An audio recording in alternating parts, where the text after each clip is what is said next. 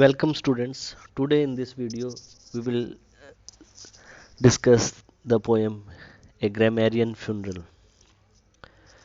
written by the famous Victorian poet Robert Browning. The introduction of Robert Browning has already been discussed in the previous videos while discussing Andre del Sarto, his another poem. Now today in this video we will start the poem A Grammarian Funeral. Grammarian Funeral is also one of the famous dramatic monologue by Robert Browning. As we have already discussed, Browning is famous for his dramatic monologues in which there is a single speaker in a critical situation expressing his mind, the scene around him. The critical situation is also explained by him, and there is a deep inquiry into the mind of the speaker himself as well as about the situation in about which he is talking about and the other characters which are mentioned in that dramatic monologue. Even we have discussed the dramatic monologue in the previous videos. You can refer to those videos to understand dramatic monologue more clearly. A Grammarian Funeral was first published in Men and Women in 1855, and later it was included in dramatic romances in 1868. The poem is about the funeral of a grammarian, as the title suggests itself. The grammarian is dead, and his disciples are carrying his dead body to a suitable place to bury. The speaker in this poem, in this dramatic monologue, is a disciple along with, and he is speaking to the other person, other disciple of this grammarian who is moving along and carrying the dead body. The leader of the disciples speaks as they carry their dead master's body for burial. It would not be suitable to bury him in the vulgar plains, which was representative of darkness and ignorance. The disciple feels he should be buried at the top of a mountain that first receives the rays of the sun. The grammarian was a seeker after enlightenment. His life transcended the ordinary existence of the common people who were tied to dull and low aims. In his youth, as we will read, the grammarian was a handsome man, and his voice was musical, but he led a life of secluded study till he grew prematurely old and disease weakened him. But he did not care for pity or rest. He continued his scholar's work, and any other man would have at that stage left work and turned to taste life. But the grammarian felt that it was necessary to learn all about life and form a plan before commencing to enjoy it.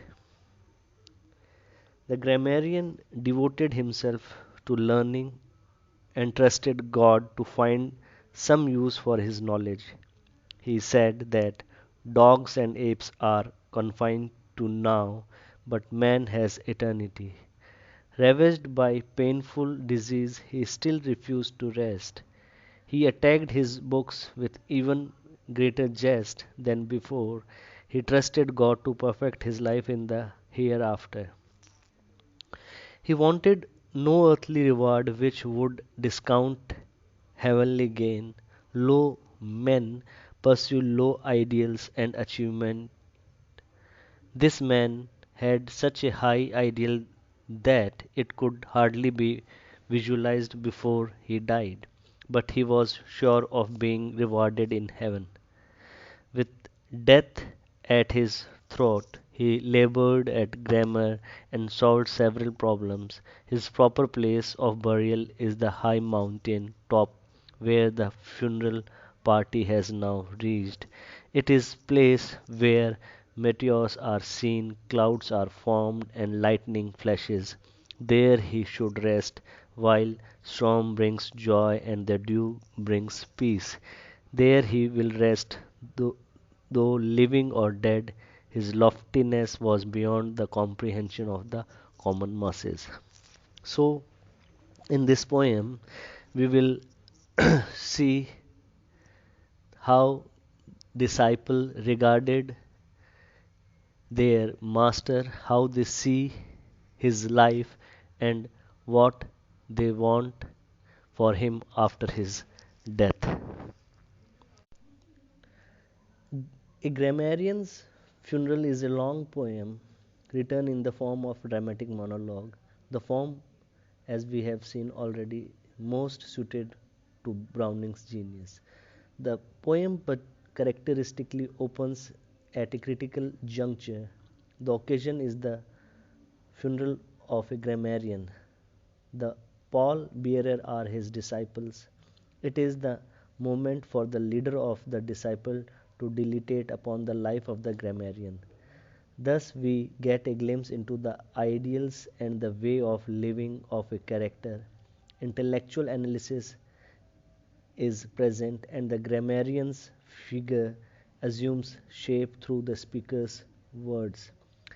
The grammarian's nature is exposed as the funeral procession moves. We are told of the dead scholar's passion for learning, his austere way of living, and his philosophy of life. The poem exemplifies the Browning's psychological penetration into the psyche of a character. As the character of the grammarian is built up through his disciples' words, there emerges a figure typically of the early Renaissance.